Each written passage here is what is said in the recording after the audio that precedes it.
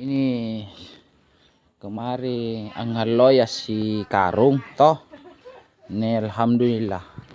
Tina jana kinakukai ko dong. Tina nakitana aku. Tapi alhamdulillah. Tuluso ang haloy itu unja. Nya itu kang garuai. Nah ini ruang karong.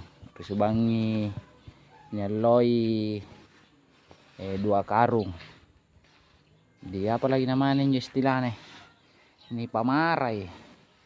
Dikasih kering-kering. Ini dua seng masuk. Jadi kita tunggu besok adakah masuk atau tidak. Di dan kembali ke sini di depan rumah toh. Depan rumah.